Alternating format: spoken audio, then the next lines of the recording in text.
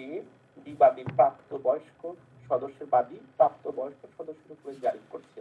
ঠিক একই সাথে যদি আরো দেখেন, সমন প্রদানকারী আদালত এখতিয়ারের বাহিরে যদি বসবাস করে, বাস না করে, যদি এখতিয়ারের মধ্যে না করে, তাহলে এমন কোন ব্যক্তি বিবাদের বিরুদ্ধে ব্যবসা বা পরিচালনা করছে যেখানে, সেখানে আপনি ম্যানেজার বা প্রতিনিধির প্রতি সমন জারি করতে পারবেন। এই যে পদ্ধতিগুলোর কথা আমরা বলছি, বা স্থাবর সম্পত্তি যেখানে অবস্থিত সেখানে ওই বিবাদীর প্রতি ব্যক্তিগত বা সরাসরি জারি না করে যায়, তাহলে সেক্ষেত্রে সমন গ্রহণের জন্য বিবাদীর ক্ষমতাপ্রাপ্ত কোনো প্রতিনিধি না থাকলে সম্পত্তির ভারপ্রাপ্ত যিনি প্রতিনিধি আছেন তার উপরে সমন জারি করতে হবে। এই যে আমরা 10, 11, 12, 10, 11, 13, 14, 15 এগুলো সবগুলোই একটা ব্যক্তিগত ভাবে সমন দাখিল করার কথা বলছে। আর আদালতের মাধ্যমে সমন জারি করার কথা আমরা দেখছি, দেখেন 9 নম্বর বিধিতে আদালতের এখতিয়ারীধীনে বসবাসকারী বিবাদীর প্রতি আদালতের কর্মকর্তার মাধ্যমে বা জেলা জজ কর্তৃক তালিকাভুক্ত কুরিয়ার সার্ভিসের মাধ্যমে সমন প্রেরণ করা যাবে। তাহলে এক হচ্ছে আদালতের 9 নম্বর বিধিতে আমাদের স্পষ্টভাবে বলল যে এক, আপনি কি করতে পারবেন, অফিসার, দেখেন উপযুক্ত অফিসার, শব্দটাই বলেছে উপযুক্ত অফিসার বা কুরিয়ার সার্ভিসের মাধ্যমে সমন জারি করা হয়। এটা কে করে? আদালত করে। আমি কিন্তু ব্যক্তিগতভাবে এইভাবে সমন জারি করতে পারবো না, আদালত কুরিয়ারের মাধ্যমে সমন জারি করবে। তাহলে আমরা কুরিয়ারের মাধ্যমে কিন্তু সমন জারি করতে পারবো, তবে সেই কুরিয়ার অবশ্যই জেলা জজ কর্তৃক কি করতে হবে, তালিকাভুক্ত কুরিয়ার সার্ভিস দিতে হবে। আমি হঠাৎ করে, ঠিক আছে, যে সুন্দরবন কুরিয়ার সার্ভিসের সমন দিয়ে দিলাম, এরকম করা যাবে না। ওই জেলা জজের কাছে তালিকাভুক্ত আছে কিনা সেটা অনেকে নিশ্চিত হতে হবে। এটা সরাসরি কিন্তু কোর্ট থেকে। তাহলে 9 নাম্বার বিধি অনুযায়ী কোর্টের মাধ্যমে সমন জারি, এবং কোর্টের মাধ্যমে সমন জারির কথা বলতে যে 9(3) বলল যে কোর্টের মাধ্যমে সমন জারি করার কথা হলেও আপনি বিকল্প পদ্ধতিতেও সমন জারি হইতে পারে। যেমন হচ্ছে ভয়েস কল, ভয়েস মেসেজিং, হোয়াটসঅ্যাপে যেগুলো বিভিন্ন প্রকার মেসেজিং আছে, ইন্টারনেট মেসেজিং এর মাধ্যমে, তবে অবশ্যই আপনাকে কি করতে হবে, সেটা প্রমাণ দাখিল আপনাকে করতে হবে। তাহলে আমাদের এখানে বর্তমান আদালতের ইমেইলের মাধ্যমে বাদীকে নিজ খরচায় কিন্তু সমন প্রেরণ করতে পারে। কুরিয়ারের পাশাপাশি, ওই কথাটা কিন্তু বললো, কুরিয়ারের পাশাপাশি বাদীর আবেদনের ভিত্তিতে বাদীর খরচে আদালত, এই আইনটা যখন ছিল, কুরিয়ার এই ফ্যাক্স করা বা ইমেইল করা খুব জটিল প্রসেস ছিল, অনেক ব্যয়বহুল একটা বিষয় ছিল। মেইল করবেন, ফ্যাক্স করবেন, অনেক বড় বিষয় ছিল। দ্যাটস ওয়াই এইটা বাদীর খরচার কথা বলছি, মেইল করতে কি আর খরচ লাগে? যাই হোক, এই ক্ষেত্রে আমাদের আদালতের মাধ্যমে সমন জারির কথা বলেছে, যদিও ওই 9-এও কিন্তু আবার বাদী মাধ্যমে বাদী সরাসরি নিজ খরচায় ইমেইল বা ফ্যাক্সের মাধ্যমে সমন জারির কথা বলেছে।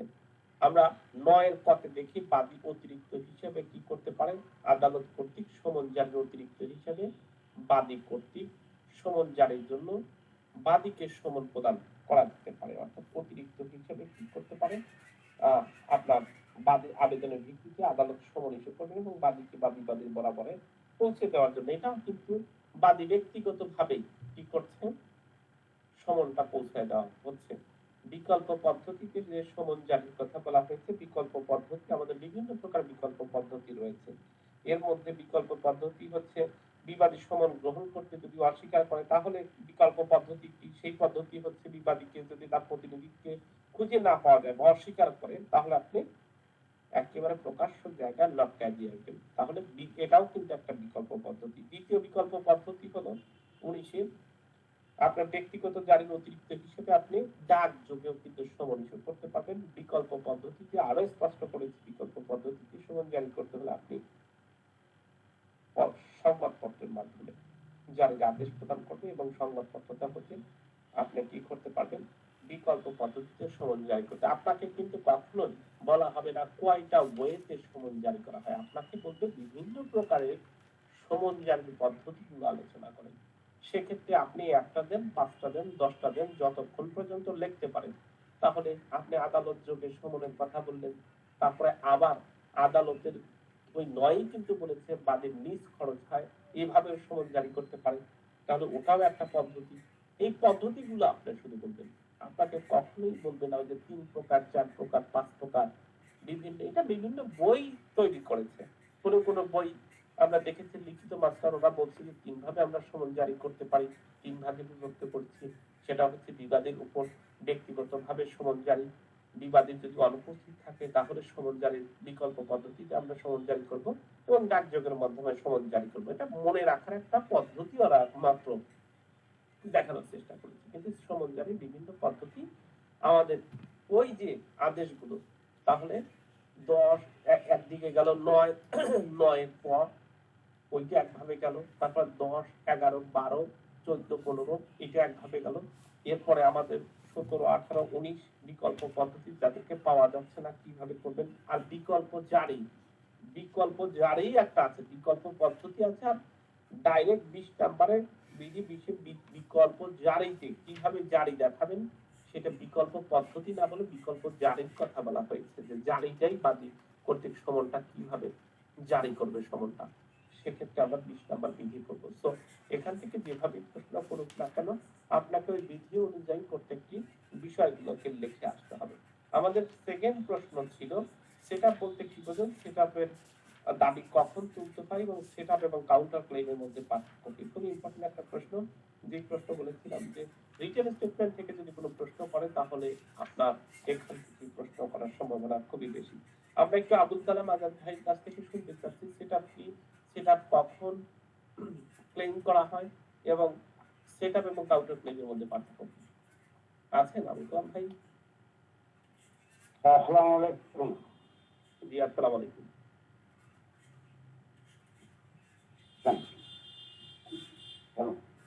সেটআপ হচ্ছে স্যার এই কোড অফ সিভিল প্রসিডিউরে পারস্পরিক দায় পরিশোধ। ওকে, হ্যাঁ, মানে এটা হচ্ছে যে বাদী যখন কোন মোকদ্দমা দায়ের করে বাদীর অর্থের তুলনায় বিবাদীর দাবি কম বা সমান অর্থ যদি দাবি করে এটাকে বলে সেটআপ।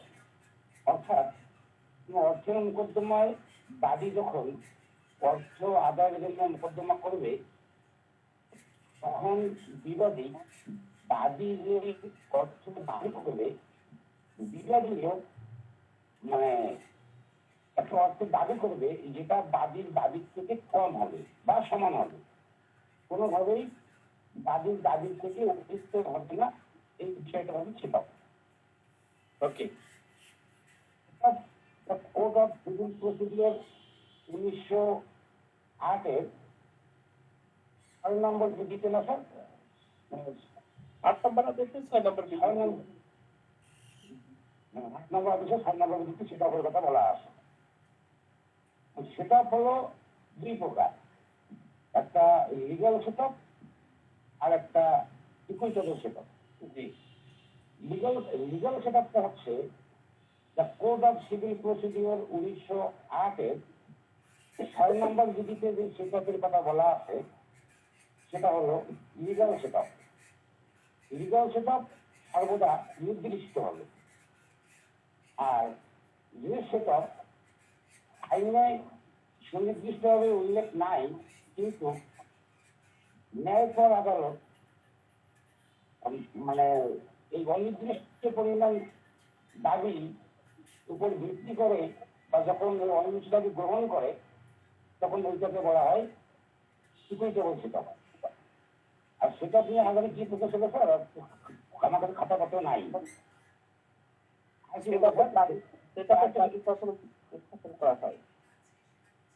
সেটআপের দাবি যখন লিখিত জবাব বিবাদী দিবে আর বাদীর কাছে যখন বিবাদী কোনো পাওনা থাকবে এবং বিবাদীর দাবি বাদীর থেকে কম হবে সেই ক্ষেত্রে লিখিত জবাব দাখিলের সময় বিবাদী সেটআপের জন্য আবেদন করতে পারে।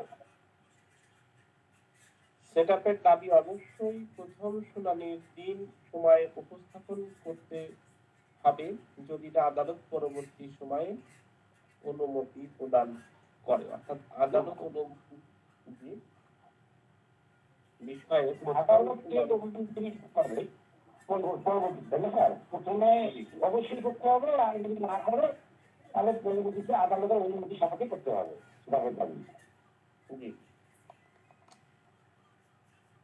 আরেকটা ছিল মানে স্যার শিক্ষক এবং কাউন্টার ক্লেমের মধ্যে পার্থক্য।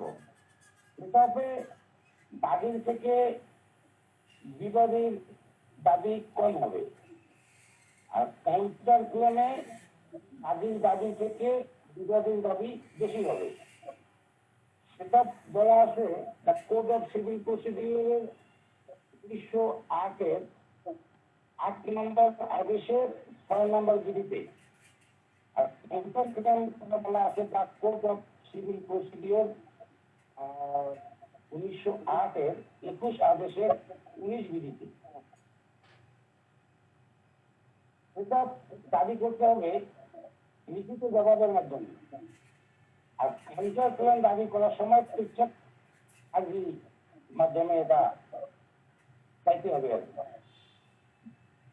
সেভাবে বিবাদীর দাবি দাবির দাবির থেকে কম অথবা সমান থাকে। কাউন্টার ক্লেমে বিবাদীর দাবি বেশি থাকে। আর সেটা হচ্ছে একটা আত্মপক্ষ সমর্থনের উপায়। আর কাউন্টার ক্লেম হচ্ছে দাবিকে আক্রমণের একটি উপায়।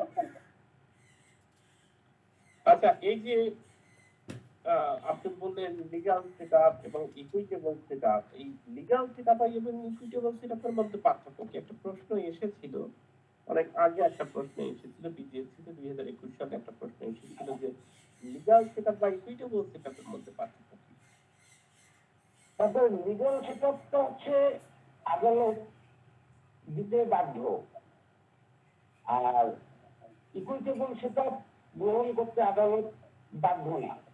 পরিস্থিতি যদি এমন হয় যে গ্রহণ না করলে ন্যায় বিচার পরাজিত হয়, সেই ক্ষেত্রে ক্যান্সেলই আদালত এটা মঞ্জুর করতে, সেই জন্য এখন আমাদের এটা মানে ইকুইটেবল সেটা বলা হয় আর কি। ইকুইটেবল সেটআপ কি আমাদের এই ইয়াতে আছে, ফৌজদারি দেওয়ানি কার্যবিধিতে আছে ইকুইটেবল সেটআপ? আমাদের আমাদের দেওয়ানি কার্যবিধিতে সুনির্দিষ্টভাবে উল্লেখ নাই, কিন্তু এটা 151 ধারা দিয়ে প্রয়োগ করা যেতে পারে ন্যায় বিচারের স্বার্থে। 19 নম্বর 20 নম্বর আদেশের একটা কথা দেখছি যে 20 নম্বর আদেশের 19-3 দাবি সমন্বয় অনুমতি দেওয়া হলো, অর্থাৎ degree when setup is allowed appeal from degree related to setup। এখানে একটা কথা বলছিল 19-3 কি বলা, এটি তো বলতে না স্যার 19-3 ওই যে স্যার সবগুলোই সেট আপের কথাই বলা আছে। সেটা যদি আমরা ওই যে সেট আপ বলি স্যার, এই যে এমনি যে সেট অফ এটা, তারপরে ওই যে ইকুইটেবল সেট আপ যেটা, অর্থাৎ এই সেট আপের কথাও বলছে। আবার অন্য কোন প্রকার যদি সেট আপ থাকে, অন্য প্রকার যদি দায় পরিশোধ থাকে, এই অন্য প্রকার বিভিন্ন কিছু হতে পারে স্যার। যে সেট আপই হোক, সেই সেট আপের উপরে আদালত ডিগ্রি প্রদান করবে। এটাই হচ্ছে 20-19। তাহলে অন্য প্রকার সেটআপ বলতে তাহলে ইকুইটেবল সেটআপ কে মিন করেছে, তাই না? জি স্যার, অন্য প্রকার সেটআপ।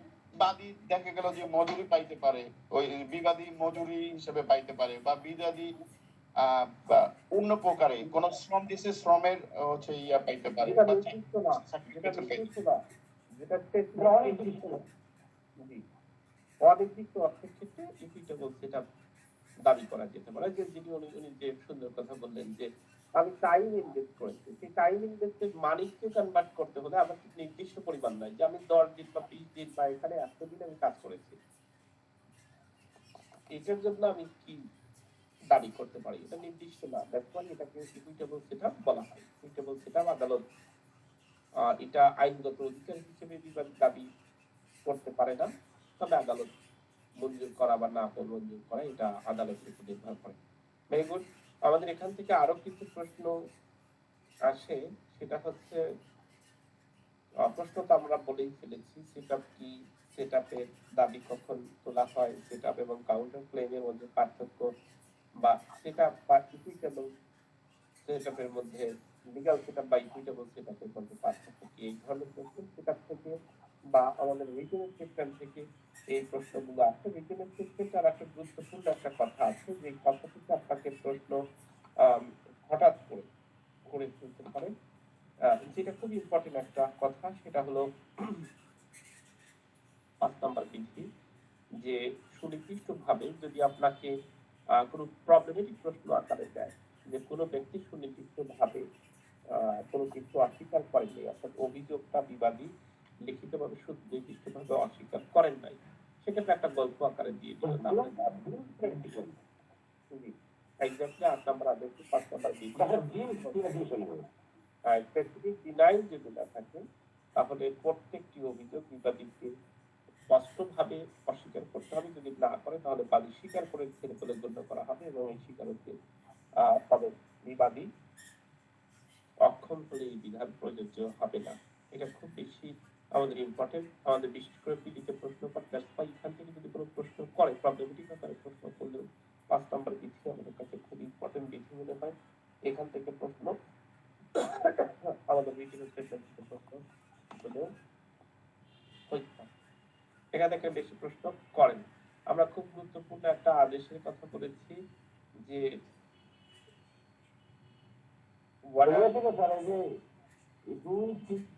অর্ডার 9 রুল 2 3 এবং 8 কোন যদি মোকদ্দমা খারিজ হয়ে যায় সেক্ষেত্রে প্রতিকার কি, করণীয় কি? অর্থাৎ 9 নাম্বার আদেশ 9 নাম্বার বিধি 9 নাম্বার আদেশের সবগুলো বিধি নিয়ে প্রায় প্রশ্ন ছিল। ওখান থেকে প্রশ্ন করেছিলাম যে অর্ডার 9 রুল 2 এবং 3 এবং 8 এর অধীনে যদি কোনো মোকদ্দমা খারিজ হয় তার প্রতিকার কি, একতরফা ডিগ্রির বিরুদ্ধে বিবাদের কি কি প্রতিকার লাভ করা যায় আলোচনা করলে ধরনের একটা প্রশ্ন আমরা করেছিলাম। এবং না অন্য একজন বলুন, আমরা শুনতে চাচ্ছি হচ্ছে আচ্ছা ইদানিং মোফাজ্জল ভাই একটু কম মনোযোগী। মোফাজ্জল ভাই কি অবস্থা, আপনি কি অসুস্থ নাকি কোনো প্রবলেমে ভুগছেন? আসসালামু আলাইকুম স্যার। ওয়ালাইকুম আসসালাম। আপনি না স্যার অসুস্থ না, আলহামদুলিল্লাহ ভালো আছি স্যার। তাহলে কোনো প্রবলেম হচ্ছে? না স্যার প্রবলেম হচ্ছে না খুব ভালো। স্যার, পড়তে পড়তে ক্লান্ত হয়ে যাচ্ছি এরকমটা। আচ্ছা আচ্ছা, তো জগবন্ধু দা বলেন দেখি কি অবস্থা আপনার। স্যার আমি বলবো স্যার। জি আপনি বলুন। স্যার এখানে ওই যে 9 আদেশের কথা বলছে, যে পক্ষ সময়ের উপস্থিতি ও অনুপস্থিতির যে পরিণাম স্যার, ওইটা স্যার 9 আদেশের কথা মূল রেটিংটা বলা আছে। আর আমরা যদি যে প্রশ্নটা দিয়েছিলেন মনে হয় যে মোকদ্দমা খারিজ এর প্রতিকার কি এবং একতরফা ডিগ্রির ক্ষেত্রে কি বিবাদী কি কি প্রতিকার পেতে পারে, এইটা বলেছিলাম 2, 3 এবং 8 স্পেসিফিকলি তিনটা বিধির কথা বলেছিলাম, যে যদি 2, 3 এবং 8 বিধিতে কোনো মোকদ্দমা যদি খারিজ হয় সেক্ষেত্রে প্রতিকার কি আছে। আর স্পেসিফিকলি আরো একটা প্রশ্ন যুক্ত করে দিয়েছিলাম, একতরফা ডিগ্রির বিরুদ্ধে বিবাদী কি কি প্রতিকার লাভ করতে পারে, জি বলতে পারেন। জি স্যার। স্যার ওখানে দুই বিধিটা যদি বলি স্যার, দুই বিধিতে যদি আপনার বাদী যদি ওই যে ইয়া না দেয় স্যার, ওই খরচ না দেয় স্যার, যে সমন জারির যদি খরচ না দেয় সেক্ষেত্রে স্যার এই মোকদ্দমাটা খারিজ হবে। আর তিনি বলছে যে বাদী আর বিবাদী যেদিকে মামলার ডেট থাকে আর কি, সেদিনে স্যার যদি উপস্থিত না হয় স্যার সেক্ষেত্রেও স্যার মামলাটা খারিজ হবে স্যার। 2 আর 3 এর ভাইয়া 2 নাম্বার বিধিতে নট অনলি সমনের কথা বলা আছে, বাট অলসো বাদী কর্তৃক কোর্ট ফি, প্রয়োজনীয় জি স্যার কোর্ট ফি আর সমন। জি স্যার, জি স্যার ওটা ছাত্রকে স্পষ্ট করে বলতে হবে, মানে খেলায় মেলায় বলেন না এই এই এই এই এই কারণটা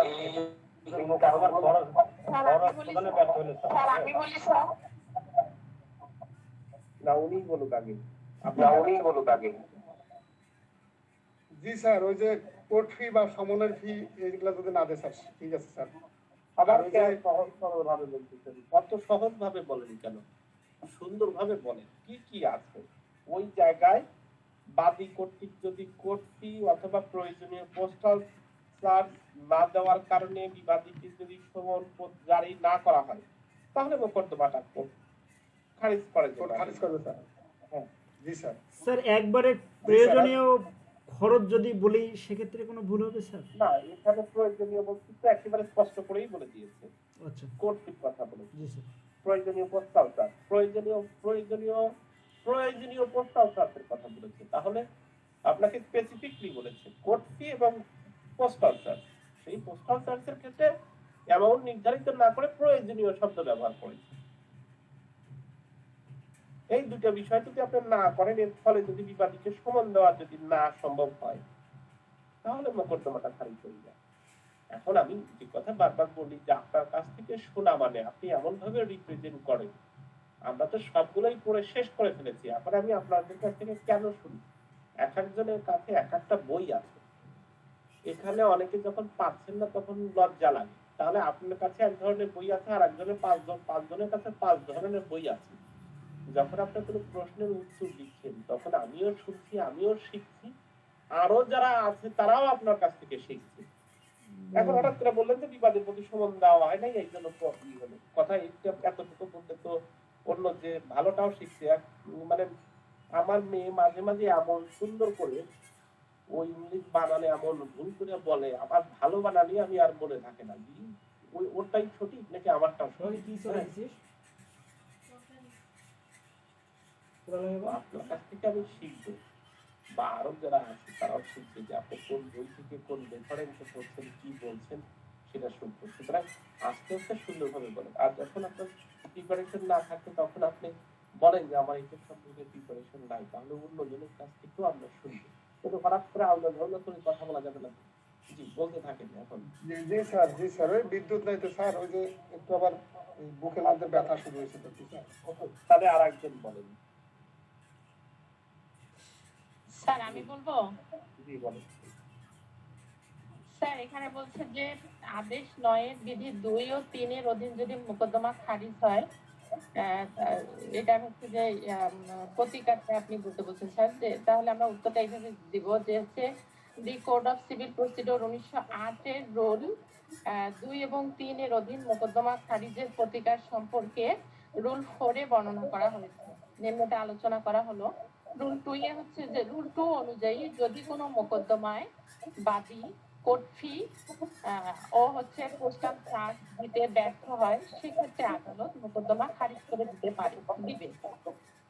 আর রুল 3 এ বলছে যে রুল 3 অনুযায়ী যদি কোনো মোকদ্দমায় বাদী ও বিবাদী উভয় পক্ষেই অনুপস্থিত থাকে, সেক্ষেত্রে মোকদ্দমা খারিজ করে দিবে আদালত। প্রতিকার হচ্ছে রুল 4 অনুযায়ী 2 ধরনের প্রতিকার আছে। বাদী নতুন করে মোকদ্দমা দায়ের করতে পারবে, খারিজ আদেশটি রদের বা বাতিলের আবেদন করা যাবে, তবে তামাদির মেয়াদ 30 দিনের মধ্যে করতে হবে অনুচ্ছেদ 163 অনুযায়ী।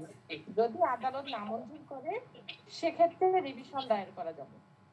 ওকে, ভেরি গুড।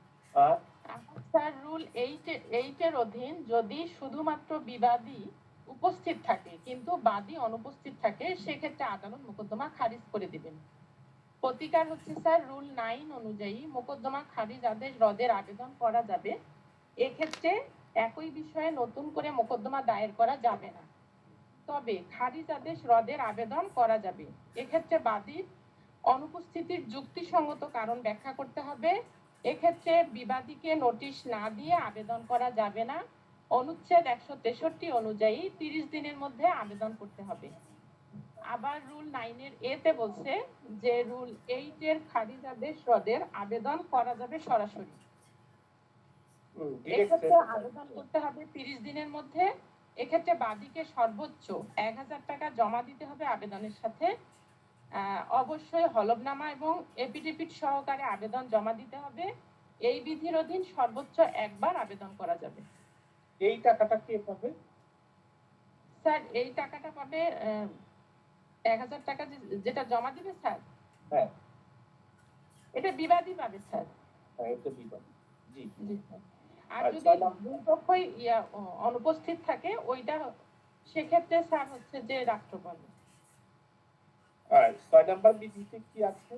আর 6 নাম্বার বিধিতে বলছে স্যার যে যদি বিবাদীর প্রতি সমন সময় মতো দেওয়া হয়েছে কিন্তু তারপরেও বিবাদী আসেনি, সেক্ষেত্রে একতরফা ডিক্রি দিবে স্যার আদালত। প্রতিকার হচ্ছে স্যার রুল 6 এর অধীন যদি একতরফা ডিক্রি দেয় তাহলে প্রতিকার রুল 13 অনুযায়ী একতরফা ডিক্রির আদেশ রদের আবেদন করা যাবে, তবে আবেদন করতে হবে 30 দিনের মধ্যে। শর্ত হলো যে একবারের বেশি আবেদন করা যাবে না, যুক্তিযুক্ত কারণ দেখাতে হবে।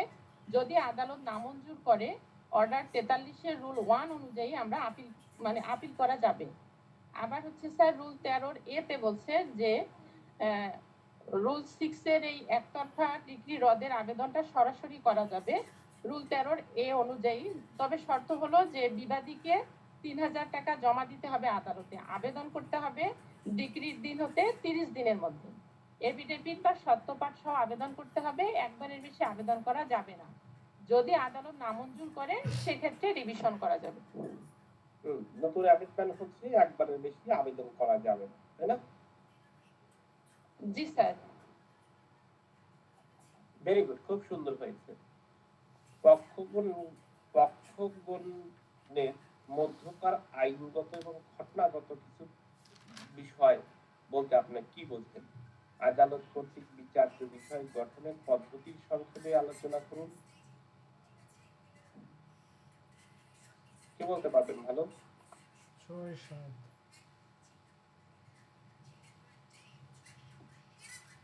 নিয়ন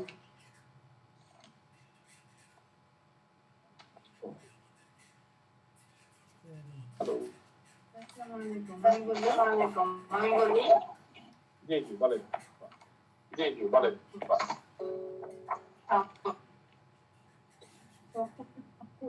আইনগত ঘটনাগত বিষয়ে একবার রদরহিতের আবেদন করতে ইস্যু পারে। গঠন বা ইস্যু গঠন বা 14 আমরা বলতে পারি যে 14 আদেশের ইস্যু গঠন বা বিচার্য বিষয় সম্পর্কে আলোচনা করা হয়েছে। 14 আদেশের এক বিধি অনুযায়ী যখন তথ্যগত বা আইনগত কোনো গুরুত্বপূর্ণ বিষয় এক পক্ষ স্বীকার করে এবং অপর পক্ষ অস্বীকার করে তখন বিচার্য বিষয় উদ্ভব হয়। বাদীর দাবি এবং বিবাদের আত্মপক্ষ সমর্থনের ভিত্তিমূলে যে সমস্ত মূল তথ্য ও আইনগত বিষয়াদি সেগুলো একটি মোকদ্দমার গুরুত্বপূর্ণ বিষয়। প্রত্যেক বিষয় যখন এক পক্ষ স্বীকার করে অন্য পক্ষ অস্বীকার করে বা বিবাদী তার লিখিত জবাবে উক্ত দাবি খণ্ডন করে, অস্বীকার করে এমন ওইরকম একটি দাবির পৃথক ইস্যু গঠন করতে হবে। 14 আদেশের 1-4 বিধি অনুযায়ী বিচার্য বিষয় দুই প্রকার: তথ্যগত বা ঘটনাগত এবং আইনগত বিচার্য বিষয়। 14 আদেশের দুই বিধি অনুসারে একই মোকদ্দমা আইনগত তথ্যগত বিচার্য বিষয় উদ্ভব হলে আদালত যদি মনে করে শুধুমাত্র আইনগত বিচার্য বিষয় নিষ্পত্তি করে মোকদ্দমা নিষ্পত্তি করা সম্ভব তাহলে তথ্যগত বিচার্য বিষয় স্থগিত রেখে আইনগত বিচার্যের বিষয়ের উপর সিদ্ধান্ত দেবেন। আমাকে কি শোনা যাচ্ছে? হ্যাঁ, আপনাকে শোনা যাচ্ছে। আমি মিউট করে রেখেছি কারণ একসাথে দুইজন কথা বললে হয় না। আপনি শোনা যাচ্ছে, ভালো হচ্ছে, বলেন। আদালত কর্তৃক বিচার্য বিষয় গঠনের পদ্ধতি হচ্ছে 14 আদেশের এক বিধি অনুযায়ী প্রথম শুনানির দিন পরবর্তী 15 দিনে লিখিত জবাব দাখিল থেকে 15 দিন যেটার পরে হবে এর মধ্যে আদালতকে বিচার্য বিষয় প্রণয়ন করতে হবে, আর এই বিচার্য বিষয়টা আদালত নির্ধারণ করবে। আদালত আর যে লিখিত জবাব ভালোভাবে পর্যালোচনার মাধ্যমে পক্ষগণের মধ্যে কোনগুলো বিরোধের বিষয় গুরুত্বপূর্ণ বিষয় সেগুলো আদালত নির্ধারণ করবে, তার প্রেক্ষিতে বিচার্য বিষয় গঠন হবে।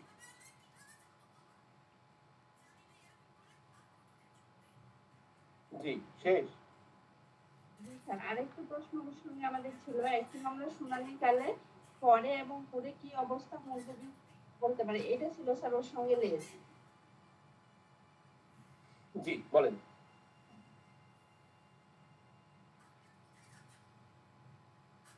জানি কার্যবিধি 1908 এর 17 আদেশের মুলতবি সম্পর্কে বলা হয়েছে। 17 আদেশের 1-1 বিধি অনুযায়ী মোকদ্দমার যে কোনো পর্যায়ে পক্ষের উভয় পক্ষের আবেদনের প্রেক্ষিতে আদালত সময় মঞ্জুর করতে পারেন। এক বিধি 3 ও 4 উপবিধির চূড়ান্ত শুনানির পূর্বে এবং চূড়ান্ত শুনানির পর্যায়ে এই দুটি শুনানির ক্ষেত্রে মূলরূপে বিষয় বলা আছে। চূড়ান্ত শুনানির পরে এক পক্ষ পক্ষে 7 বার সময় পাবে। চূড়ান্ত শুনানির এর পূর্বে আদালত কোন পক্ষের খরচ ব্যতীত 4 বারের বেশি মুলতবি মঞ্জুর করবেন না। মুলতবি প্রার্থনা যে মুলতবি প্রার্থনা করে যে ক্ষেত্রে অপর পক্ষকে সর্বনিম্ন 200 টাকা এবং সর্বোচ্চ 1000 টাকা জরিমানা সাপেক্ষে 3 বারের বেশি মুলতবি প্রদান করবেন না। এটা হচ্ছে আমাদের চূড়ান্ত শুনানির পূর্বে মুলতবি। আর চূড়ান্ত শুনানির পর্যায়ে মুলতবি সত্র আদেশে 1-4 বিধি অনুযায়ী পরবর্তী পর্যায়ে খরচ ব্যতীত কোনো মুলতবি মঞ্জুর করতে পারবেন না। তবে ন্যায় বিচারের স্বার্থে আদালত আবেদনকারীর পক্ষকে কোনো নির্দেশ দিতে পারেন অপর পক্ষ সর্বনিম্ন 200 থেকে সর্বোচ্চ 1000 টাকা খরচ প্রদান করবে। এ পর্যায়ে আদালত খরচসহ 3 বারের অধিক মুলতবি মঞ্জুর করবেন না। ভেরি গুড, বলতে পারবেন। ভেরি গুড, খুবই সুন্দর হয়েছে, খুবই সুন্দর হয়েছে এবং খুব সুন্দর বলেছেন। আমরা স্যার ফলাফলটা বলতে হবে না স্যার, এটাতে ফলাফলটা দিতে হবে না? খরচ প্রদান না করলে যে ফলাফলটা স্যার, হ্যাঁ ওটাও একটা প্রশ্ন। জি স্যার যে একটা খরচ প্রদান না করলে ফলাফল হচ্ছে যে বাদী যদি না মানে বাদী যদি না মানে খরচ যদি না দেয় স্যার, তাহলে হচ্ছে যে মামলা খারিজ করবে। আর বিবাদী যদি না মানে তাহলে হচ্ছে একতরফা রায় হবে। মানে বাদী খরচ প্রদান না করলে খারিজ হবে, বিবাদী খরচ প্রদান না করলে একতরফা রায় হবে। আর প্রতিকার হচ্ছে স্যার, বাদী এক্ষেত্রে খারিজ আদেশটা রদের বিরুদ্ধে সেটেসাইডের বা বাতিলের আবেদন করবে। আবেদনে 2000 টাকা জমা দিতে হবে এবং তামাদি 30 দিনের মধ্যে করতে হবে। আর বিবাদী একতরফা ডিক্রি রদের আবেদন করবে, এক্ষেত্রে আবেদনের সাথে 2000 টাকা জমা দিতে হবে এবং 30 দিনের মধ্যে আবেদন করতে হবে। জি কিছু প্রশ্ন লিখে নেন, খুব গুরুত্বপূর্ণ কিছু প্রশ্ন আছে। একটা প্রশ্ন লিখবেন হলো, আদালত কর্তৃক কমিশন ইস্যুর ক্ষমতার উপর সংক্ষিপ্ত বর্ণনা লেখুন। বিভিন্ন প্রকার কমিশন যেগুলো আছে, যেমন স্থানীয় তদন্ত, স্থানীয় পরিদর্শন, এই যে বিভিন্ন প্রকারের কারণে যে কমিশন ইস্যু করতে পারে, মোট 4টা কারণে কমিশন ইস্যু করতে পারে কোনো জবানবন্দি বা সাক্ষী গ্রহণ করা ক্ষেত্রে অ্যাকর্ডিং টু সেকশন 75 অনুযায়ী। সেই ক্ষেত্রে যে 4টা কারণে কমিশন ইস্যু করতে পারে, আমরা সেই প্রশ্নটাতে একটু থাকবো যে আদালত কি কি কারণে কমিশন ইস্যু করতে পারে। এই কমিশন ইস্যুর ক্ষেত্রে আদালত যে সমস্ত আদেশ প্রদান করেন সেগুলো আলোচনা করেন। মানে কমিশন আপনার প্রত্যেকটি প্রশ্নই কমিশন থেকে যে কয়েকটা কমিশন আছে, এই 4টা কমিশন সম্পর্কে আপনাকে বলতে হবে। যেমন হচ্ছে স্থানীয় তদন্তের জন্য কমিশন কি হয় সেটা বলতে হবে। স্থানীয় তদন্তের জন্য 26 নম্বর আদেশের 9 নম্বর বিধি অনুযায়ী স্থানীয় তদন্তের জন্য কি কি করতে পারে। মামলার বিরোধী কোনো বিষয়ে ব্যাখ্যা চাওয়ার জন্য বা কোনো সম্পত্তির দাম এগুলো নির্ধারণ করার জন্য কিন্তু কমিশন ইস্যু করা হতে পারে। এই কমিশন থেকে একটা প্রশ্ন প্রত্যেক বছরই ছোট ছোট করে একটা প্রশ্ন দেখছি যে দিয়ে থাকে। তো কমিশনটা পড়বেন। প্রথম প্রশ্নটা তাহলে কি হলো যে আদালত বিভিন্ন প্রকার কি কি, অথবা প্রশ্নটা এইভাবে লিখতে পারেন, আদালত কি কি কারণে কমিশন ইস্যু করে থাকেন আইনের আলোকে বর্ণনা করুন। এইটা হচ্ছে কমিশন থেকে একটা প্রশ্ন। কমিশন থেকে এই প্রশ্নটা বিভিন্ন সময় হয়। লিখেছেন? জি স্যার, লিখছি।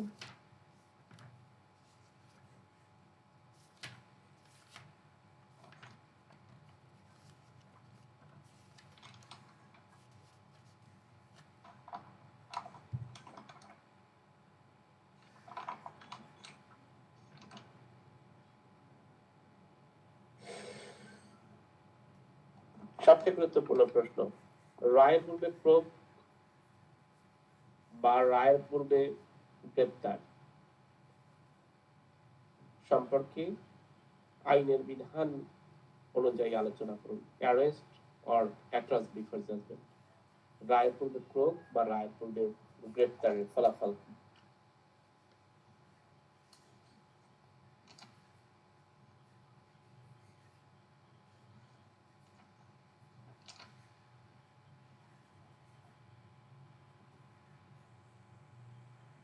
নাম্বার 3, অস্থায়ী নিষেধাজ্ঞা আদেশ পাওয়ার জন্য আবেদনকারীকে কি কি শর্ত পালন করতে হয়। অস্থায়ী নিষেধাজ্ঞা না মানলে তার বিরুদ্ধে কি কি প্রতিকার গ্রহণ করা যায়। আমি আবার বলছি, অস্থায়ী নিষেধাজ্ঞা আদেশ পাওয়ার জন্য আবেদনকারীকে কি কি শর্ত পালন করতে হয়?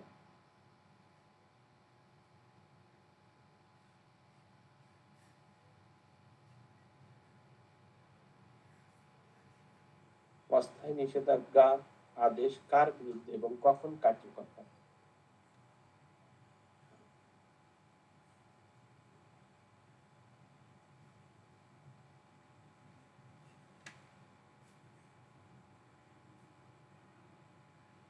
অস্থায়ী নিষেধাজ্ঞার অমান্যের অধিকার কি?